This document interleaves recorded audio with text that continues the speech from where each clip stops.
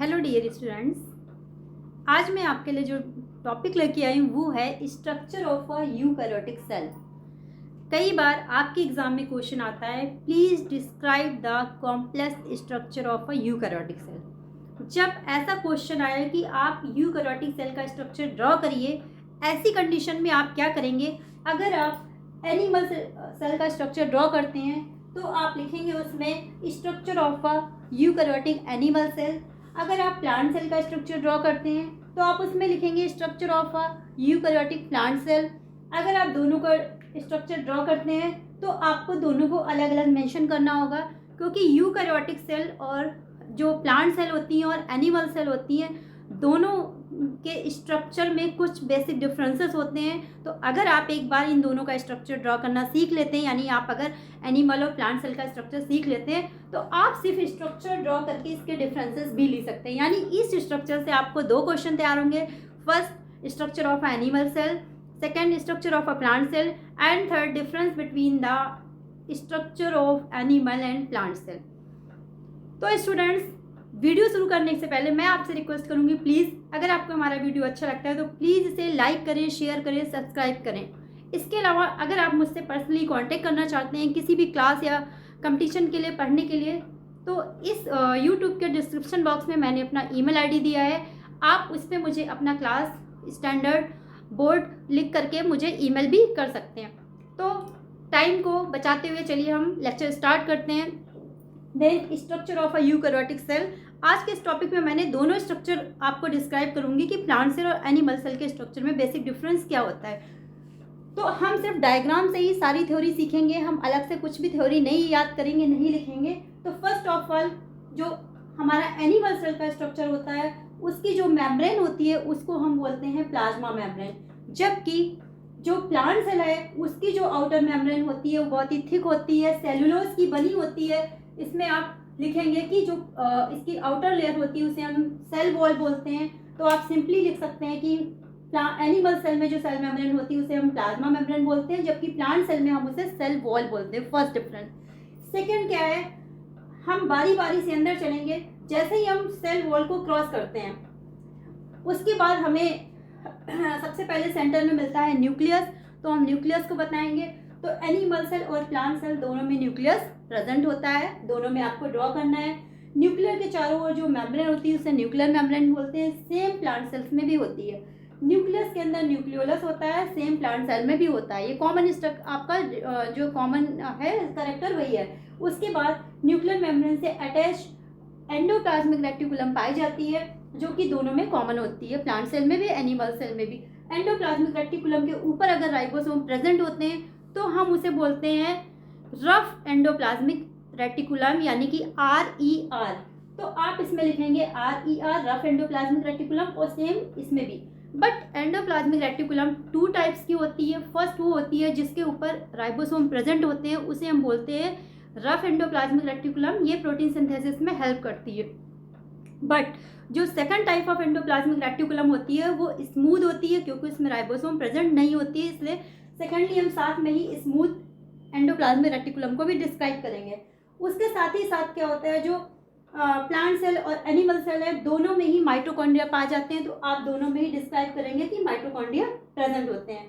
Mitochondria के साथ साथ क्या होता है, दोनों में राइबोसोम प्रेजेंट होते हैं, चाहे वो प्लांट सेल हो या एनिमल सेल हो, तो आप दोनों में ही राइबोसोम को भी डिस्क्राइब करेंगे।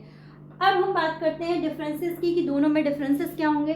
तो जो हमारी एनिमल सेल है उसमें लाइसोसोम प्रेजेंट होंगे, जो कि डाइजेशन में हेल्प करते हैं, बट जो प्लांट सेल है उसमें लाइसोसोम एब्सेंट होते हैं। ये है फर्स्ट डिफरेंस। सेकंड डिफरेंस की अगर हम बात करें तो हमारी जो एनिमल सेल है उसमें क्या है, सेंट्रियोल प्रेजेंट होता है, जबकि प्लांट सेल में सेंट्रियोल एब्सेंट होता है। सेंट्रियोल भी एक बेसिक डिफरेंस है। बहुत बार क्वेश्चन आता है where centriole is found, animal cell या प्लांट सेल। तो आपको पता होना चाहिए कि जो सेंट्रियोल है वो सिर्फ एनिमल सेल में प्रेजेंट होता है, प्लांट सेल में एब्सेंट होता है। अगला डिफरेंस जो है, जो हमारी प्लांट सेल होती है उसमें लार्ज वैक्यूल प्रेजेंट होती है, जबकि जो हमारी एनिमल सेल्स होती है उसमें ये लार्ज वैक्यूल्स प्रेजेंट नहीं होती, यानी उसमें वैक्यूल्स एब्सेंट होती है।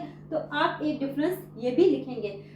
सबसे मोस्ट इम्पॉर्टेंट कैरेक्टरिस्टिक डिफरेंस ये है कि जो एनिमल सेल है उसमें प्लास्टिड यानी कि लवक प्लास्टिड जो होते हैं वो एब्सेंट होते हैं, जबकि जो हमारी प्लांट सेल है उसमें प्लास्टिड्स प्रेजेंट होते हैं। प्लास्टिड्स स्टूडेंट 3 कैटेगरी में आते हैं, जैसे कि ल्यूकोप्लास्ट, एमाइलोप्लास्ट एंड क्लोरोप्लास्ट। तो ये सारे जो प्लास्टिड है वो सिर्फ प्लांट सेल में ही पाए जाते हैं, जबकि एनिमल सेल में ये सारे प्लास्टिड एब्सेंट होते हैं। तो ये तो था हमारा basic difference between animal cell and plant cell.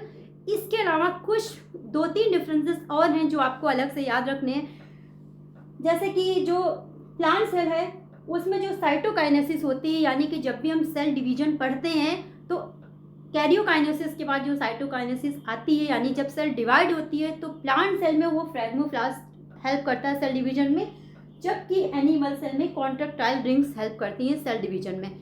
Next difference ये है कि जो हमारी प्लांट सेल होती हैं वो क्या होती है, ऑटोट्रॉफिक होती है। ऑटो मीन्स होता है स्वयं and itself, and trophic means होता है फूड मैन्युफैक्चरिंग। यानी जो हमारी प्लांट सेल होती हैं वो ऑटोट्रॉफिक होती हैं, वो अपना फूड खुद बनाती हैं। यानी आप देखते हैं ना प्लांट्स में फोटोसिंथेसिस होती है, प्लांट्स फूड प्रोड्यूस करते हैं। बट जो हमारी एनिमल सेल्फ होती हैं वो हेट्रोट्रॉफिक होती हैं, जैसे कि हम लोग क्या अपने फूड के लिए प्लांट्स पे डिपेंड होते हैं, तो वी आर हेट्रोट्रॉफिक। तो एनिमल सेल जो होती हैं वो हेट्रोट्रॉफिक होती हैं। इसके अलावा और बेसिक 2 चीज़ें आपको याद रखनी है।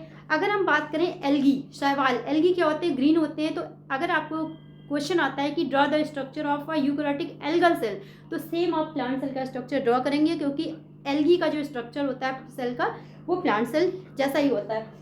बट अगर आपके पास क्वेश्चन आता है कि फंगल का आपको सेल स्ट्रक्चर ड्रॉ करना है, तो फंगल का जो सेल स्ट्रक्चर होता है उसमें 2 डिफरेंसेस होते हैं, जैसे कि एनिमल सेल में प्लाज्मा मेम्ब्रेन है, प्लांट सेल में सेलुलोज की सेल वॉल है। बट जो फंजाई होती है उसकी जो सेल वॉल होती है वो काइटिन की बनी होती है। किसकी होती है, काइटिन की।